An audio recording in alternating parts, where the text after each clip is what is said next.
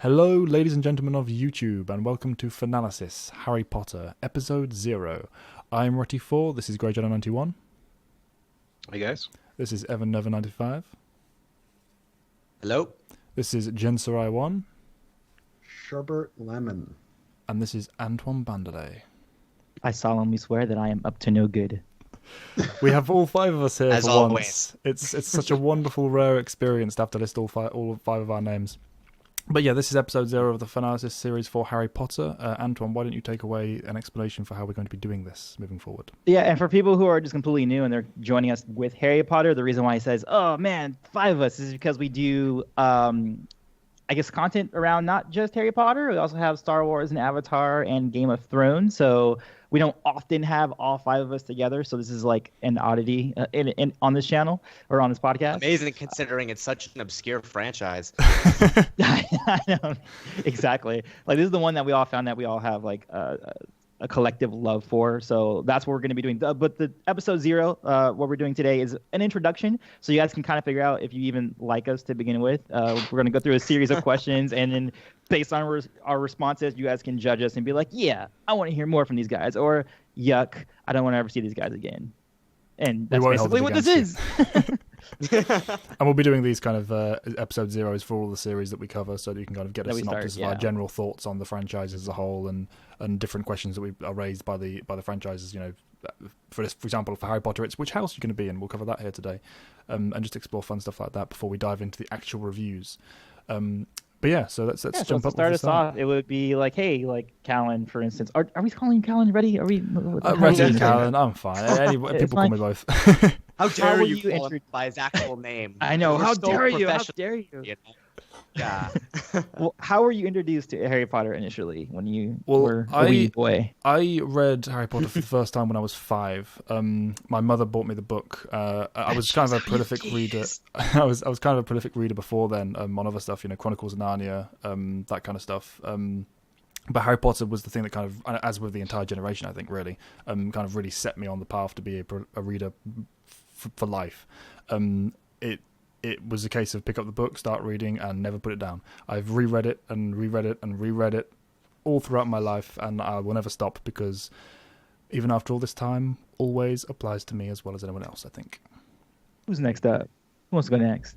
My introduction, I got onto the bandwagon pretty late in the game, and only because my novel study class back in elementary school back in 2001 did the first Harry Potter novel as the part of the course just before the movie came out in December. So I was pretty late in the game, like just barely beat the movies, but read through the first book, loved it, and saw the movies and have been completely on board ever since. Should I go next then? Yeah, go ahead. Jump in. Not that different. Like you were sort of made to read it as curriculum, but you grew to like it. My dad found the book, and he always wanted me to read books, and like you could see the cover, what Harry looks like. He throws the book at me and goes, some computer nerd finds out he's a wizard or whatever. I don't know. You might like it. So that's literally how the book was given to me and described by somebody who saw the cover, and that's what he could glean from it. I tried to read it. The first chapter, as we'll discuss one day, did not grab me, so I closed the book and put it away for a while.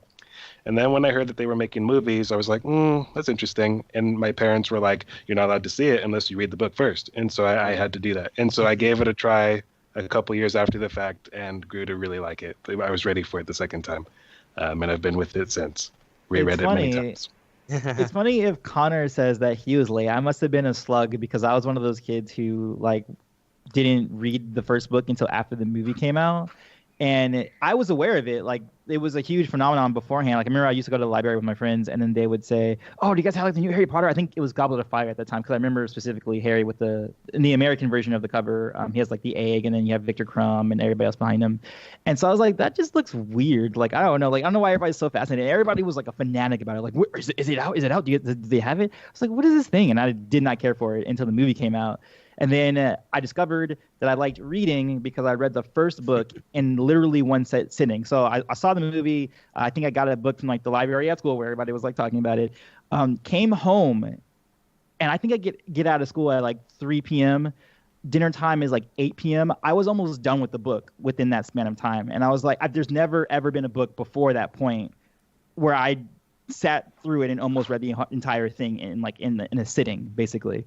So after that, yeah, it was like I just read through all the books, and enjoyed all the movies like as they came out. I think the first midnight release that I was familiar with was Order of the Phoenix, and then from that going on, I read all the books like as they were coming out. So that's my story. What about you, Evan? My story is actually a bit similar to Antoine's in the sense that my first introduction to the franchise was hearing about the movies because I was 2 when the first book came out, so I wasn't exactly chomping at the bit to read something like that. So, when the first movie got announced and I saw the original trailer, went and saw the film, thought it was absolutely amazing. Then I heard, oh, these are based off books, went to the bookstore, picked one up, started reading, and just fell in love. I mean, I thought it was utterly fantastic. And, like Antoine, I read the books and saw the movies as they progressed and loved it ever since. Fun fact, Goblet of Fire, the film adaptation, was the very first movie I ever saw in IMAX because in my area, we didn't have an IMAX theater. So, fun facts. So, yeah, love the franchise. Been with it ever since. I think you and Antoine hit the nail on the head with the real power and magic of Harry Potter as a series, because you said how you couldn't put the books down. That is pretty much true of everyone I've heard who loves this series. Entire generations, across the generations, not just our own, of people who aren't necessarily massive readers, but with Harry Potter specifically, will pick it up and read it and just read it and just read it because she has such a J.K. Rowling obviously has such a genius in the way that she writes and how the words just flow together in a seamless way beyond anything I've ever really seen from other authors. She has a very distinct voice, and that voice is very fun to read.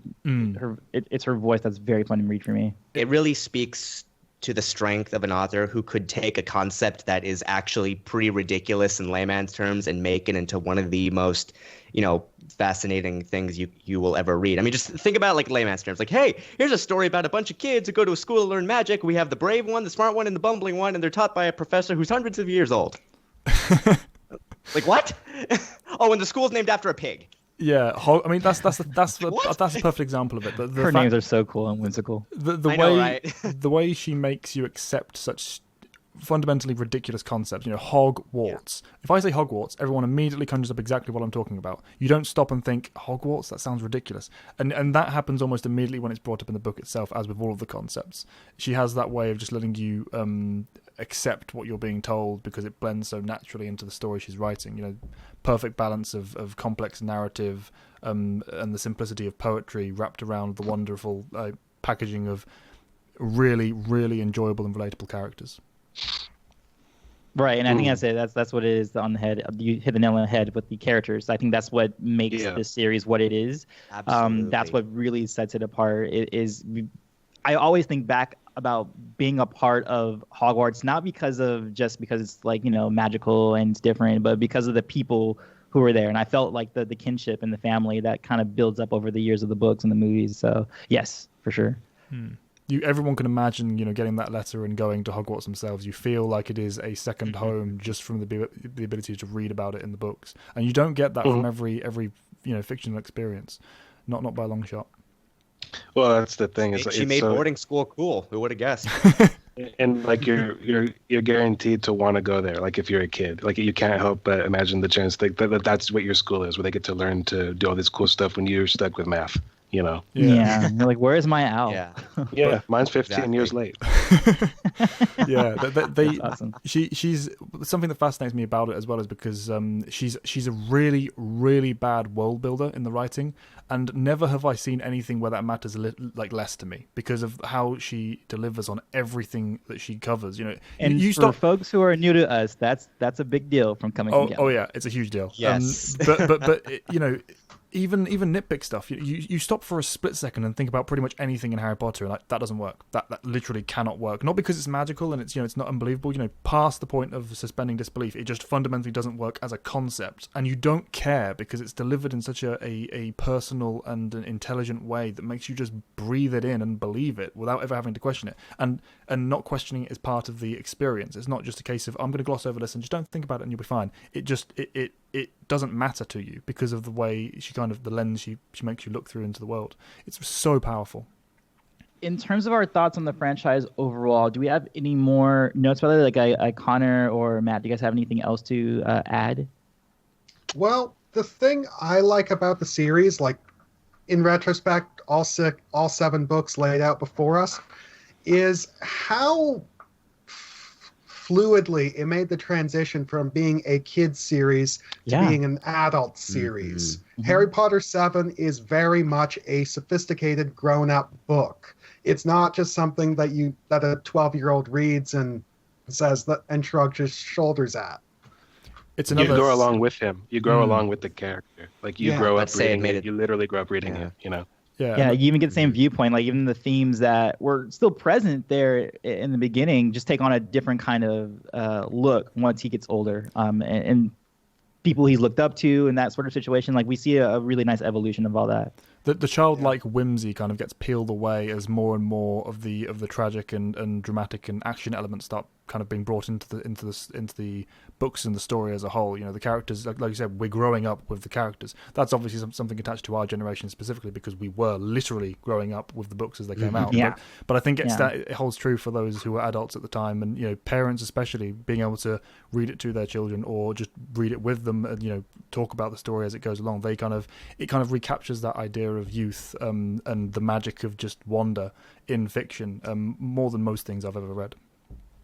Which means even if a child is, you know, just getting into the series today, they could still have that experience, the experience that our generation had. Absolutely, you know? yeah. It's completely accessible. Yeah, another advantage, it's not timed. You know, there's no, because it's separate and put in this world that really should be more up to speed and modern than it is. It's timeless because, you know, you don't need to worry about, you know, this phone is mentioned and that phone sounds really old and archaic. You know, it's not brought up.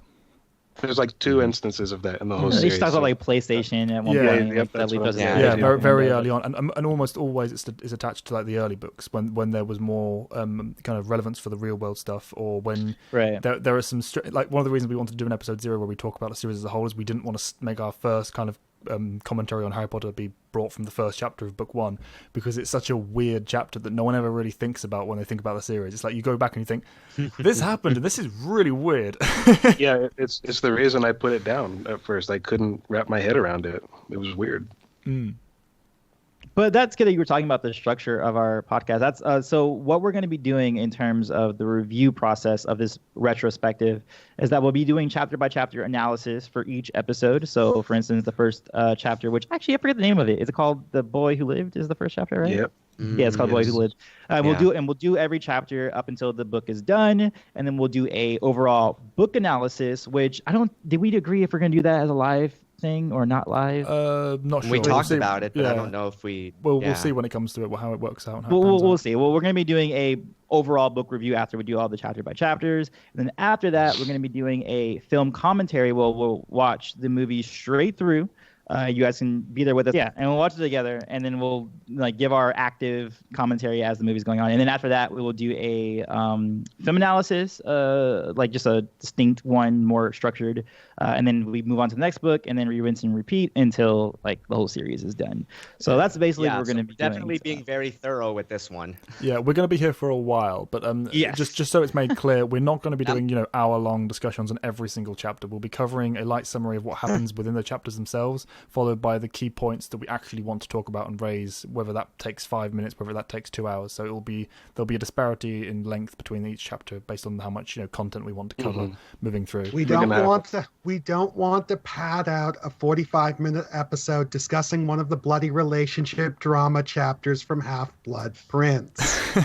Or that's anything very funny, takes up that's I actually actually one of my think- favorite chapters, actually. I was going to say, I think that one will come up for this reason. Oh, because boy. there's about. Oh dear. But we all know that the Ghoul in Pajamas is the most important chapter. That'll be 6 hours long. Precisely, yeah. I Of mean, course. there's so much to talk about with that. Yeah. But by the same time, there's always something. There's always going to be a specific scene or a specific character moment or a specific theme or message or something that we want to talk about. So everything will be covered in that we want to bring up. It's just a case of we want to make it clear we're not going to be going through and doing every single scene by scene as we do with some other Fanalyses, because in this particular format, a book if nothing else, it just really isn't practical. Because, in short, we're not crazy, and our audience isn't either. Nobody wants to see that. That's why. Yeah. Exactly. Look at my And as eyes, we go forward, we're gonna hope to have like multiple episodes out a week. Because right now we have our schedule is 2 a week of Fanalysis, whether that's Indeed. Harry Potter or whatever else. But we might increase that, if we do good and we have a lot of videos to put out. Fingers crossed. Fingers crossed. Oh, by the way, favorite book, Callan. What's your favorite book? Rank. What is your ranking for the book Favorite right now? Because it might change after our analysis. Of course, definitely. There will be some switching around, particularly for the films for me, I'm sure.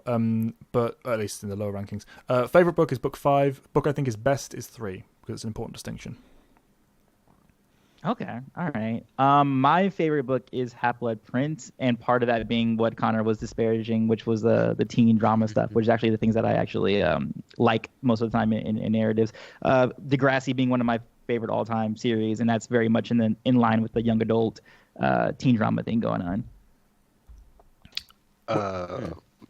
My favorite book, it's number 4. Goblet of Fire is my favorite book. The number 2.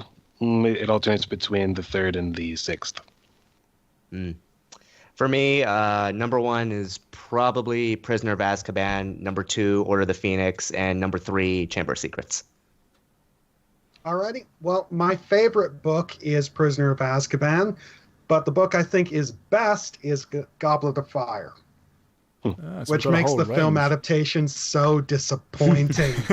We'll get to that. Yeah, you mentioned that. What are the orderings of our film movie? What do you think the orderings are of our film appreciations? What are your favorite films, guys? Mine is film 3. Yeah, that's by far my number 1 is Prisoner of Azkaban. I think it's the best adaptation. It's the best direction of any of the others. I could agree with that. And then after that, I think it's probably the David Yates films, and then amalgamation of the other ones. I'm the opposite. I like the 3rd one a lot, but there's one spot at the end that really disappoints me. And then I think that the first 2 movies are closer to the book's portrayal, like they're pretty much the books. And then the other ones are like, they all bleed together for me. They're almost the same movie. And I feel like they are less accessible to those who didn't read it. I was explaining a lot to my parents what they were looking at on screen because they didn't get it, where they understood the prior movies. I actually agree with that objectively, that they are definitely less accessible as you go further on. But me, as a subjective Harry Potter fan, I don't care about other people and what they have. So but when you say what's a better movie, like to me, structurally, I think that they are worse movies. Yeah. Yeah, that brings up the discussion of what are we talking about in terms of like, are we saying objectively, or are we talking about like just when we are watching it? So, but I like whenever I do reviews, I like to talk about subjective because it's that's me. Yeah, I guess. I'm just saying, my dad thought Death Eaters and Dementors were the same thing, and he also thought Snape was Harry's dad. like he didn't know what he was looking at. Oh, God. Oh dear. For me, I like both. I like talking about the personal, subjective stuff as well as kind of the objective realities that we've discussed. And I think that's what we do with most of for our full analyses. So when we come to the books and films as overall works, you'll be able to get our kind of main thoughts on how they progressed and how they were executed in their various forms. Oh, real quick though, Evan and Connor, I don't think they had their movie ranks yet. Yeah, what did you think for the best favorite films? Again, like objectively, I do think Azkaban is probably the best film. So that one's probably my favorite. But I also really do like this. Again, this might be surprising, but I like Order of the Phoenix not as an adaptation, but just as I like Order of the Phoenix film. too. Yeah, I like it too. Oh, okay. We'll get to it. No, I like that one too. That one's one. I like just as a film. I think it's actually pretty great. But like as an adaptation, yeah. Well, we'll get into that. All right. Well, because I got to conform to the standard, my favorite movie is definitely Prisoner of Azkaban, because just purely as a movie, it's like even though it doesn't carry over all of the plot elements from Prisoner of Azkaban to its detriment, it does an amazing job of capturing the tone of the book. It's the movie matches really, really well as a visual reference. It's almost like,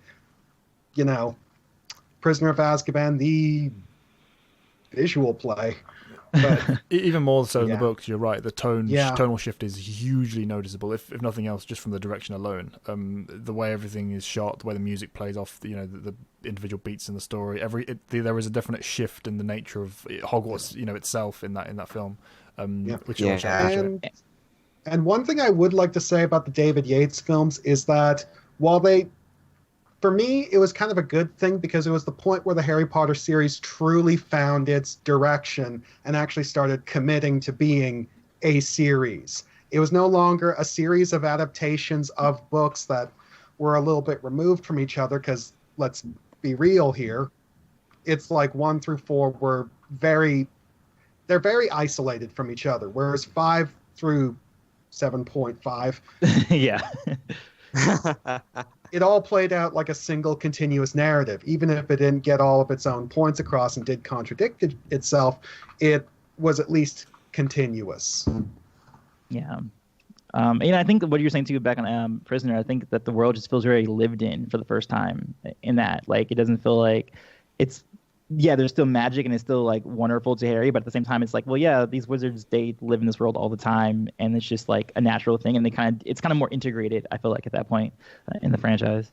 A bit more rugged in how they portray, the people living their lives in the early part of the film. There's not so much look, these people are going about a kind of film scene and that kind of thing. There's more of a focus on what they're actively doing in the environments they're in, kind of giving that experience.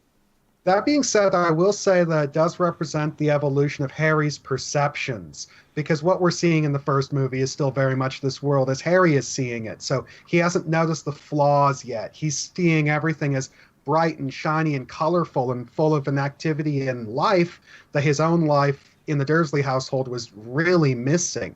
Yeah, right. Again, along with the viewer experience. Definitely. And that holds true for both the books and the films. You definitely kind of, like I said, the whimsy is peeled away and you kind of see the gritty reality of the world. Yeah. And the other thing is... I mean, regardless of what... Sorry. The other thing is, Connor. Just going back to how the first movies do work really, really well for their age, some people have criticized the 3 young actors in the first couple movies for being weak compared to the later movies. I disagree. They're acting exactly like the way kids in that situation would probably be behaving. Why? Because when I was watching that movie as a 10-year-old kid, I was basically looking at these other 10-year-olds, well, technically 11, but whatever, as if they were on my own level. And it was just like, yeah, I can see myself in their shoes behaving like that, doing that stuff. If I had their knowledge and experience, yeah. I agree with that until the little moment when Emma Watson had like this eyebrow thing going on with her acting, where she acted with her eyebrows for like 2 or 3 movies in the middle. No, okay, when we do the commentary, I'll show you her eyebrow acting that she's doing. I think it starts in like Azkaban and ends in like Order of the Phoenix or something like that. I'm gonna be looking for that now, Antoine. People be like doing this like at the eyebrows, like. Yeah, but on a general level, I do agree that like I think they got really lucky with, because initially they were only going to keep them for, I believe, the first and second movie, and then like recast them when they got older. But then they realized, oh no, we can just keep these kids all the way through, and it's way better for that. Absolutely. Yeah. The casting is the one thing throughout all of the films they absolutely nailed perfectly, with maybe 1 or 2 exceptions possibly. They for me, every single character, particularly the core iconic characters, was just the character they should have chosen for the role, and it really helps sell the world. Something else worth pointing out too is like, although we all do have our grievances with some of the movie adaptations, we all do kind of agree that the series as a whole of films is one of the better, adaptation series out there. Oh yeah, before we were saying that, we were like doing it based on Lord of the Rings, with Lord of the Rings being the best adaptation ever. Like, would we rank it based on that? If Lord of the Rings is a 10, I gave it an 8, and I think, what did you give it? I'd probably give it a 7. Yeah, Matt and I said 7 as well, because I gave it a 7. Yeah. Connor? I think I'm on the same page as Matt. A 7 sounds about right. To me, it's like I like them, but I don't love them, because like the things I loved about the books, and oftentimes are not in them. So I mean, that's the hard facts there. There's so much content particularly in the later books, which is why they kind of stepped away from just following the books faithfully for the later films. That you just there were some exceptions. There's some stuff they should have put in, but by and large, there was so much they had to cut out that you just takes the core of what you love about Harry Potter away, and it leaves you with the case of, I might as well just be reading the books. I feel like in response to that, I feel like this is maybe a little overly defensive, but I am not one of those people that was going to be complaining because every little thing was not in there. But having said that, I feel like they left out some stuff that really should have been in there. Yeah. Completely Which we'll get to. Yes, yeah. Which All we'll of get it to. will be covered in detail when we reach each individual piece of work.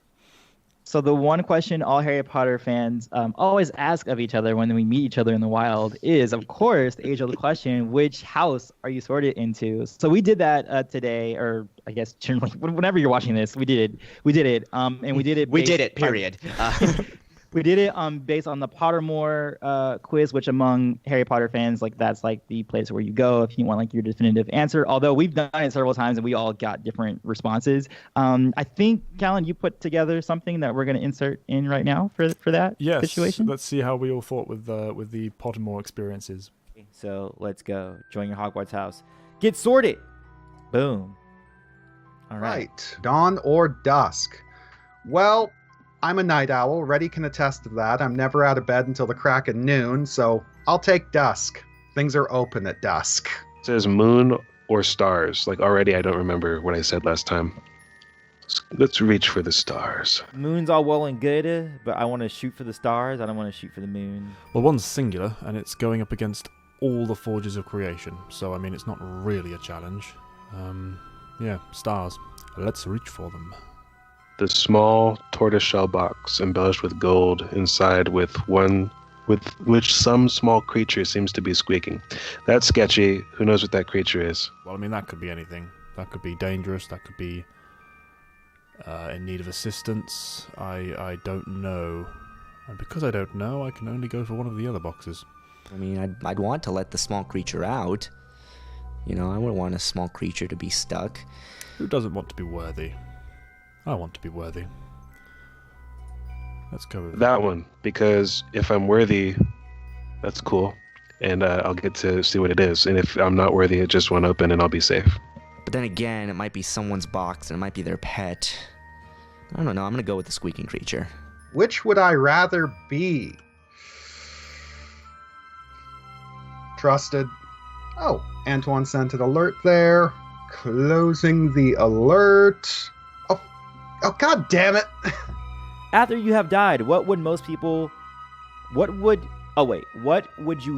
Wait, hold on. Let me try this again. I can read, I swear. Hunger, not that big a deal. Cold, I don't like it, but I can put up with it. Loneliness, easy. I'm a nerd.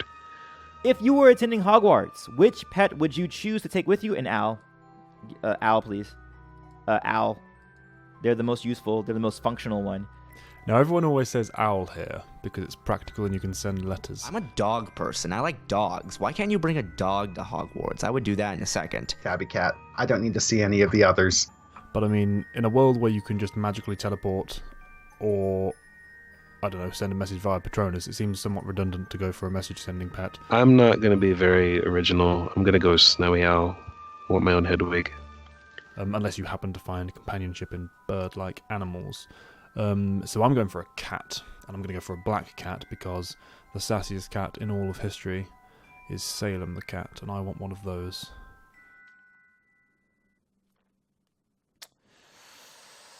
Oh. These are all good. Invisibility would be nice, but I think you get in a lot of trouble with that, so that just seems a little too risky for me. Heads or tails? Tails never fails, so we're going tails. I will choose heads because heads wield great power and stuff. Left or right? Well, right. I'm right-handed. Left or right? Doesn't matter. I'll close my eyes and just flip. Left or right? Well, I mean, it depends, but when you don't know, right is always right. Ravenclaw. As per usual. Gryffindor? I haven't got Gryffindor since like middle school days in Snitch Seeker. Hufflepuff. You know, that actually makes sense. Hey, I got sorted into Hufflepuff. Woo! Awesome. Gryffindor. Quite right, too.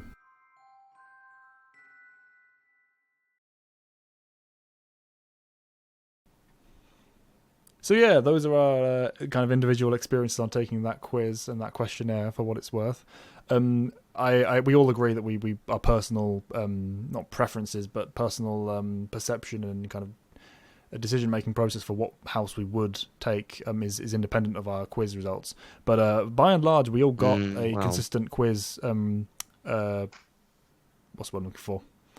There was no disparity. We all got what we wanted, I think, on the quiz by and large, right? I thought there was for Antoine.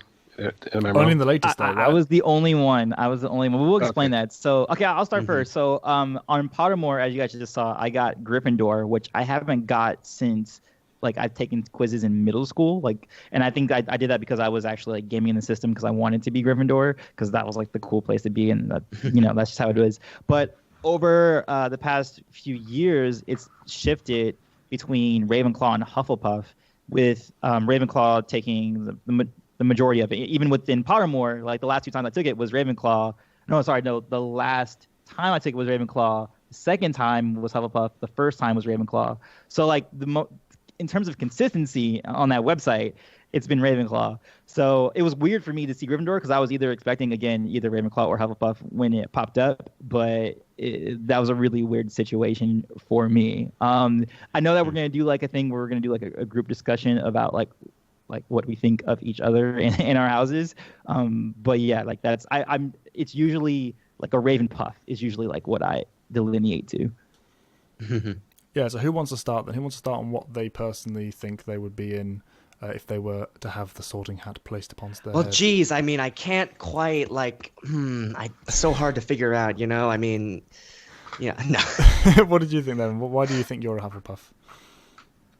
Honestly, I've always kind of gravitated towards that specific house, honestly, since from day one. I've always valued hard work as a person. I've always, qualities like loyalty and friendship have always meant a lot to me. And honestly, I've never been the absolute peak of wisdom. I've never been the absolute peak of ambition. I've never been the absolute peak of knowledge and all that. So for me, I always felt I slotted in pretty well. And when I got the results on Pottermore, I was like, yep, that's why I did the video on it. I'm like, yep, works perfect. So I'm happy with it. Yeah, I remember when we were talking once about it, Evan, ahead of the whole deciding to actually get ourselves sorted sort of thing, was that I immediately pegged you for Hufflepuff. The for the same reasons you extolled, the fact that you've always been the hard worker, the person who values the virtues of that house, and just classic Hufflepuff, effectively. Someone who should be just placed immediately on as soon as the hat gets put on their head, straight into that house. I've always thought that was an accurate one. For me, I feel like Hufflepuff is one of the less immediately identifiable houses. Even in the books, Hagrid talks of it they're just a lot of average kids or whatever. They're just a load of duffers is what he says. Or that's the impression they give. To me, for whatever reason, after reading the books, I think of Hufflepuffs as the most consistently nice people.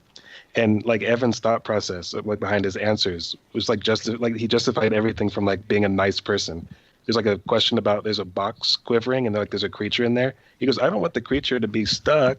I'll let it out. And it decided he's a Hufflepuff. I'm going, that creature might kill you. I'm leaving it in there. So I'm not a Hufflepuff. Yeah.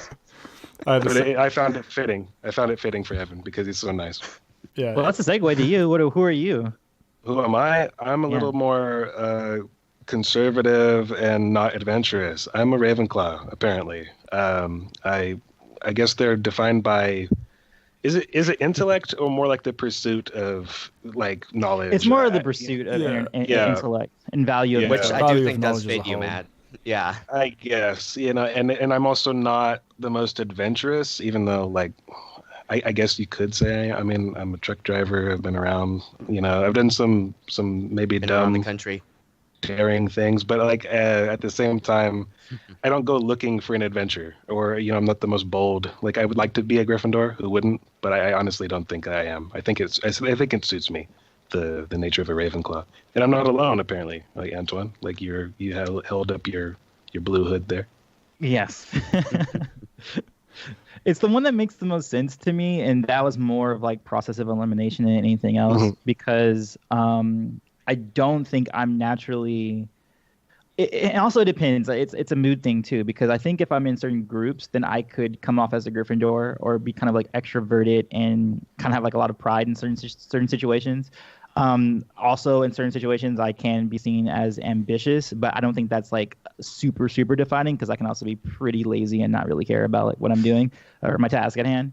Hufflepuff, like again, like that's like, yeah, you can be nice and like caring of people, but I actually don't think in terms of my own friend group, I'm like the most caring in the sense that I don't know if I pursue those relationships as much as my own friends come to me. Like they have to like create the events for me to like go to, but if I do go to them, then I'm friendly. So then yeah, like I was like, okay, Ravenclaw's the only one I think that made sense because I enjoy having knowledge and researching and being a part of that landscape rather than anything else like from other houses. It's where you place the most value. You know, that's one of the biggest defining traits with the houses. What you think, what you personally value most about yourself and about the larger world as a whole. I think that's one of the biggest traits. I'm also, for me, I'm like a kind of an overthinker. Like I think about things a lot. Like to the point where like maybe you stall or hesitate because you're thinking about like what does all of this mean, and that's like not a Gryffindor trait. Like that's what counts me out of Gryffindor, you know. And that's the cool thing about the houses too, is that there's like little subsections within it because I don't think I'm an overthinker, but I'm a questioner. Like if I see something, I will often question the validity of that or what it means fully by understanding that thing myself, versus being like an over like I just think about everything all the time kind of a situation. That happens within every house. I feel like there's always subsets of people. You know, that's why you have like Hermione Grangers and Gryffindors or Peter Pettigrew's and Gryffindor and things like that. Somehow. Yeah. Peter's the only one I think of all of the characters. He was one of the hat stalls. There's like two mentioned, McGonagall being the other one, where it takes more than 5 minutes for the hat to decide. He's one of the only ones that I've never actually understood. Like I've never. Wasn't Flickwood hat stall too? Don't know. But those are the only two I know of. McGonagall and Pettigrew were the ones I was aware of. But the one that Evan brought up. I thought Professor Flitwick was a hat stall too. I don't know. Wasn't it between Ravenclaw and Gryffindor for him? Don't know. I could be wrong. I know that's was what it was McGonagall. between for him, but I don't know if it's McGonagall, but I don't know if he was one. Okay. But regardless, you know, he's the only character I think in the entire series that I didn't immediately understand why he was in that house or how he could be. You know, there are some that you can think, oh, maybe not the first choice, but you can understand why they're there. Him, unless he was very different from on day one when he had the hat, I don't see why it was. He had to have asked to be put there, I would think. But even the nature of when you want to be in a house, you know, what drives you to be wanting to be there. It's Peter Pettigrew's mentality. He's a coward who wants to attach himself to the biggest players on the field for his own protection. And he's figuring, oh, I'll just join Gryffindor, the jock house, where, you know, all of the biggest, most powerful combative individuals congregate. Well, I mean, it's possible he met the Marauders on the train, you know, even, and he was already forming bonds with them there. But even then, you would have thought the hat would go, you're doing this for cunning, conniving, manipulative reasons. You're not doing it because you're a Gryffindor. You know, and that's probably what made him opt for the other house in the decision. That was what caused the hat stall. It's interesting how, you know, how much choice comes into the factor. And he probably really chose Gryffindor because he probably thought he would be bullied probably too in Slytherin or something like that because they would see him, you know, a BSer can see another BSer kind of situation. You know what I mean? Like, But what about you, Connor? Well, I took the Pottermore quiz and my result was Hufflepuff, and I agree with that, but like Antoine, I've also taken a lot of house quizzes on other sites, and my second result after Hufflepuff is usually Gryffindor, which actually does kind of make sense to me because I generally align with the Hufflepuff value system of hard work and loyalty. Like, I take pride in my loyalty to my friends. It's what I consider to be my defining trait. And I'm down with Hufflepuff because of their ideology of just measured consistency. I mean, apart from anything else, Hufflepuffs are known for determination. They're the ones who will always be the hard workers. They're the ones who will always be, when everyone else has tried and failed or tried and not done as well as they could, the Hufflepuff will be, like you said, measured consistency, constantly hard working, hard at it, never stopping, always striving. So that fits there anyway. Yeah. So you're happy with Hufflepuff? There's a lot of overlapping things like that with the houses too. Yeah. Oh yeah, a lot of overlap. Like pride is something that overlaps between Slytherin and Gryffindor, for instance. Well, I mean, all of them have pride. They just work in different areas. And then like things like to a degree, like cunning or cunning or being shrewd would be on the line between Slytherin and Ravenclaw. Right. You know, things like that. Yeah. Yeah. No, I place myself in Gryffindor over all of the others because of the same reasons that Hermione does, and the reason she's a Gryffindor basically. She values the friendship and bravery and the virtues of the hero above her own personal traits of cleverness and intelligence and bookwormishness. And that's the way I go basically. So I would put myself there for that reason. I don't know whether I'd manage to strive and achieve that high standard, but that's my primary focus in life. So I would want to be there for that reason. I want to be among those. I want to be the first person to answer the call and stand up when the call comes in, and that's Gryffindor. Yeah, it's all okay as long as you're not a Slytherin. We all know that. But I could easily be a Slytherin. I could easily be a Slytherin. I'm cunning and manipulative to the extreme. It's only my morality that keeps me away from that. So I can fit. That's any a little of the creepy. molds. It's true. It's true. I can fit any of the molds. Just give me the right circumstances. But I would never do it, which is why I'd go for Gryffindor. No, I feel that way a lot too, and that's why I like something that's newer is the Ilvermorny houses, where you actually can potentially be sorted into any of their house equivalents. Like there's people who are in all 4 and some who are in 2 or whatever. I don't know how that works in terms of the schooling system itself, but that is something that's within like the new lore of the American schools. I have not looked into pretty much any of the Ilvermorny stuff recently. Leave it to us to make things more complicated. So you can see from our emblems, of course, that each of the houses that we lean towards and we think we go for. Does anyone disagree with any of ours? Does anyone think that we should be somewhere that we have not been put in? No. Because I think we're all fit where we do. Mm-hmm. Yeah, after Connor's exclamation for Hufflepuff, then yeah. Initially, I had Connor in Slytherin because of his ambition and drive, like you mentioned, but it does fit Hufflepuff just as well, given the nature of it. Yeah, but then when I thought about it too, when especially the ambition part, I was like, oh yeah, you know what? I don't think that is like a defining trait of him. It'll be more determination than it is ambition, as he pointed out himself. I'm a lot closer to Newt Scamander than I am to Severus Snape. So hey, Newt's a pretty cool dude to I align was- with. It's great. Until recently, I was rocking the epic Snape hair, but you know. I mean, that comes down to a lot as well, how people identify with the characters and the nature. I Yeah, very much I was just identify gonna with say- Hermione. So I was just going to say, Snape is a fascinating character, but I don't identify with him at all. Like, at all. Right. Yeah. I do identify with him, but for me, I identify with a lot of his worst traits, and it's the aspects of myself that make me go, dear. no, do not embrace that aspect of See- yourself, Connor. He is scary. I don't want to get too specific. It's just like my issues with him are like he holds a grudge like no human being that has ever existed ever, to the point where it dominates his actions in ways I just go, dude, like I can't. I don't understand what you're doing right now. I just don't understand. I don't hold grudges That'll to come that up in book 1, I'm extent, sure. but I can be very vindictive. If you truly piss me off and get on my bad side. not good. Oh dear. It's a You will spectrum. at the age Hogwarts of- houses are a spectrum. Yeah. So yeah, I mean, hopefully these questions. I know I was gonna do more questions, but I was like, I think it's good. I think houses are enough for intro type thing. You know what I mean? yeah, I'd agree, Like we don't need to do the other ones. definitely. We can do the other ones on other shows. But yeah, hopefully these questions got you guys to know us better, and that you're down for seeing the rest of what we do for this retrospective review of this franchise. Our next episode will be Chapter 1 of Sorcerer's Stone or Philosopher's Stone. Not Philosopher's Yeah, Philosopher's Stone. Philosopher's if you, Stone. are actually smart enough. specifically. Oh, It is boy, here not we the go. Sorcerer's Stone.